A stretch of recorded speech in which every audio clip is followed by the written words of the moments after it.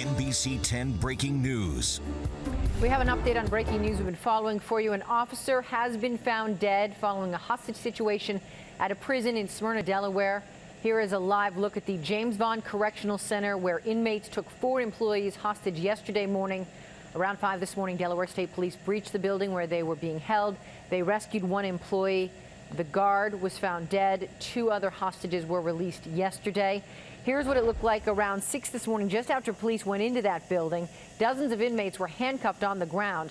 Now, the governor and other officials will give us an update at 10:30. We will bring that to you live. You can also go to the NBC 10 app for updates. A tense 2-day inmate uprising ends in a deadly standoff. This was a very sad day across the state of Delaware. Corrections officers mourning the death of one of their own. We lost one of our family members, and it pains my heart to make these statements. Count on NBC 10 to cover every angle of this big story, from the negotiations. I said it's no good. We've been told you that. To the victims, to the inmates at the center of it all. NBC 10 breaking news. And I'm Jim Rosenfield, live from Smyrna, Delaware at the James T. Vaughn Correctional Center. Today we have learned several new developments about the hostage situation that ended in this deadly standoff. Here's what we know right now at this hour. The hostage situation ended around 5 this morning when officers stormed the prison. Sergeant Stephen Floyd was found at that point and pronounced dead minutes later. And we just learned Sergeant Floyd tried to warn other corrections officers that the inmates had set a trap and that they should get out. And we also just found out he leaves behind a wife and 3 children. NBC 10 has a team of reporters across Delaware working every angle of this big story. Let's begin with NBC 10 Delaware Bureau reporter Tim Furlong. Tim, as Governor Carney said earlier today, a very sad day for the first state. Yeah, Jim, I'm going to be real up front with you. Here in Newark today, we had a lot of questions that we didn't get answers to every single one of them. But at this point, it's pretty clear we have a good timeline of how this all really unfolded. Delaware's governor said he prayed this ordeal would end peacefully. But it didn't. 10:30 Wednesday morning, inmates in the T-shaped C building somehow overtake 3 corrections officers and a counselor. They call the Delaware News Journal tip line with their demands. How the COs treating the inmates. All the way the COs treat the inmates. That have to change. Education. We want education first and foremost. They keep on playing games. It's going to get ugly. At 2:25, Skyforce 10 there as 1 hostage is removed on a gurney, non-life-threatening injury. Another officer was released at 8 p.m. and then around 11. 3 maintenance workers that were hiding in the basement that the inmates didn't know about were able to work their way from the basement up to the roof, and our tactical teams were able to rescue them. The negotiations went all night over an officer's radio. It was all broadcast on the web as inmates demanded to speak to the governor. It could have been over. Where is Carney at? Corrections officials say the inmates demanded the water be turned on in the building. Turns out they used it to fill up steel footlockers to make a blockade at the entrances. When inmates seemed like they were stalling and police hadn't heard anything about Sergeant Floyd, they used a backhoe to knock in the doors at 5 this morning. In 2 minutes, the female counselor was safe. Inmates were getting taken to a prison yard outside, and that is when they found Sergeant Floyd unresponsive. We lost one of our family members, and it pains my heart to make these statements.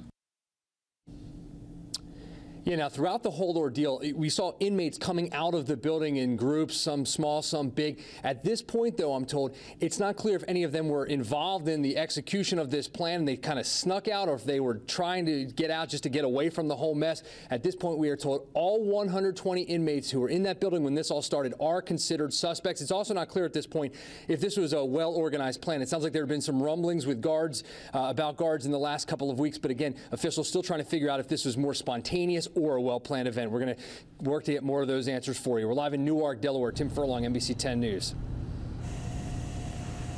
Many questions to be answered, Tim. All right, Skyforce 10 was overhead this afternoon as a procession brought the body of Sergeant Floyd from the Vaughn Correctional Center to the medical examiner's office where that autopsy will be conducted. Officers on motorcycles, they led the way.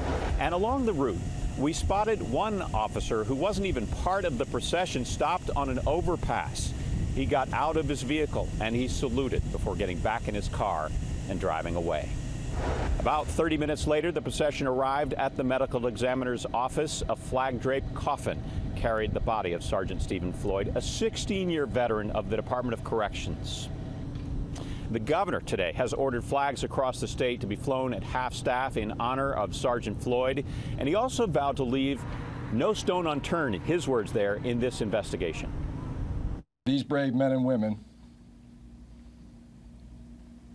go to work every day knowing that they may not come home. We owe them an incredible debt of gratitude. And late this afternoon, the union representing the prison workers says they are risking their lives with a smaller staff at this correctional center that you see behind me. Our team coverage continues now with NBC 10's Rosemary Connors, who is live in Dover this afternoon. Rosemary, the union says this is a problem that was in fact no secret to the state. That's right, Jim. In fact, the union gave us these complaints written by officers to state authorities telling them that they're being attacked on the job at facilities all across Delaware. Also today, the union president had some harsh words for Delaware's last governor. Sergeant Floyd's death is due directly to staffing issues that have been going on with the Department of Correction through the Jack Markell administration for the last 8 years. The first words from the president of Delaware's Correctional Officers Union pointed the blame directly at the previous governor, insisting that the union's complaints were ignored. Staffing, retention, shortages, overtime. We've been talking about these issues for quite some time. Is the prison understaffed? We face staffing challenges every day throughout the state. Delaware's Secretary of Safety and Homeland Security admits that statewide on any given day, prisons are short about 90 positions of 1,700. When we are short-staffed, we compensate with overtime.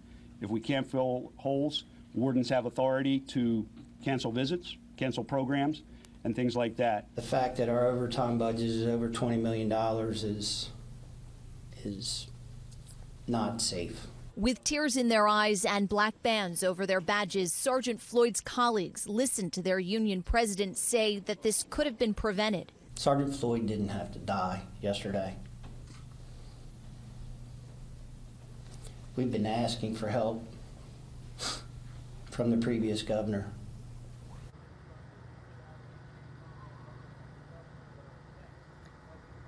NBC 10 did reach out to Governor Markell. NBC 10 did reach out to Governor Markell to get a comment on this, but no response yet.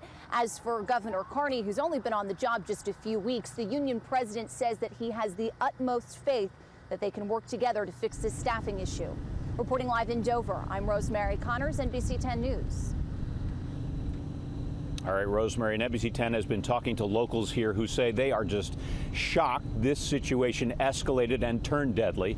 NBC 10 spoke with a retired prison guard who spent almost 30 years in those same cell blocks. He says the inmates had other options to relay their concerns and complaints. They usually take a group of inmates and, talk to them, try to find out what the problem, try to resolve the problem.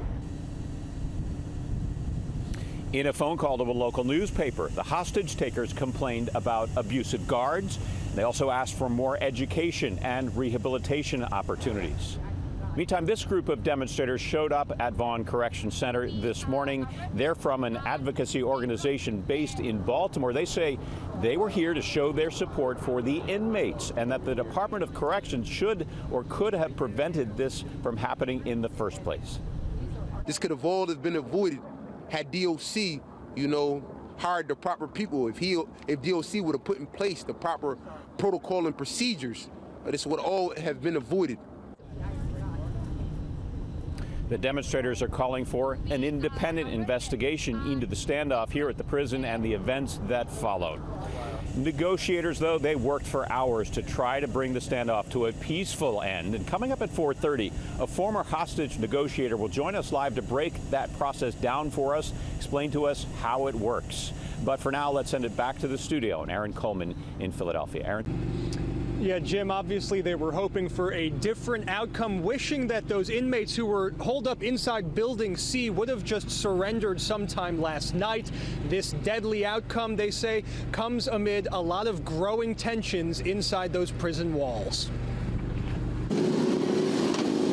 Sergeant Stephen Floyd's body was taken by motorcade from the prison where he died. It's very sad for the family. As strangers in this small town lined the street to pay their respects. We got friends that work here too, you know, and we've just been hearing it, you know, family members and you know, been shot. In Smyrna, nearly everyone knows somebody who works at Vaughn Correctional. At the Smyrna Diner, locals followed every update during the day-long standoff. Heartbroken, it ended in violence. Yeah, I mean, it is surprising, yeah, that it went this far, you know. During the siege, the inmates complained about abusive treatment. Officials and even locals here acknowledge growing tensions inside those prison walls. That C building was a pretty tough building to work. Robert Watson is a retired prison guard who spent 28 years inside those cell blocks. You will hear off and on, you know, different stuff. So I think it's been something waiting to happen. He says the inmates had other options instead of a hostile takeover to voice their complaints to prison staff. They usually take a group of inmates and, you know, talk to them, try to find out what the problem, try to resolve the problem. Treat them fair and firm, but just don't let them take advantage of you. I also had the chance to talk with the town's mayor today. She tells me, of course, the residents here are devastated. So many people know or have loved ones who work here. She tells me the town is organizing a candlelight vigil that'll be tomorrow at 6 o'clock at the municipal park. Live in Smyrna, Randy Gyllenhaal, NBC 10 News. We sent NBC 10 investigator George Spencer to dig into these staffing issues. He's back in our NBC 10 studio. So, George, what have you learned about a shortage of prison workers in the state? Jim, by its own admission, right now, Delaware's Department of Corrections has some 90 vacancies for corrections officers across the state. As you've heard, critics believe those staffing gaps actually led to Sergeant Floyd's death. So we've been researching what proper staffing would actually look like. The U.S. Department of Justice says there is no blanket staff-to-inmate ratio requirement or even suggestion because there's so much variety from prison to prison. But Corrections Officers Union across the country have supported a ratio of about 3 inmates for every 1 staffer as being desirable. Now, we don't know how many officers were working at Vaughn yesterday, but across all of Delaware's prisons, there are about 7,000 inmates with about 1,700 total corrections officers. So we can confirm that Delaware's ratio is more than 4 inmates for every 1 officer. That ratio in Delaware is closer to the staffing levels in some federal prisons as recently as 2015. At that time, the Bureau of Prisons director told Congress such numbers were a significant challenge to operating his prisons safely. We know that union leaders down in Delaware believe the numbers presented publicly today actually understate the scope of the problem. They believe with tens of millions of dollars in corrections overtime last year, the vacancy rate is really much higher than we're being told. For the investigators, George Spencer, NBC 10 News. Something to keep looking into, George. Well, this isn't the first hostage situation either at this prison. NBC 10 has learned that in 2004, an inmate took a prison counselor hostage and sexually assaulted her. After 7 hours, officers shot and killed the inmate.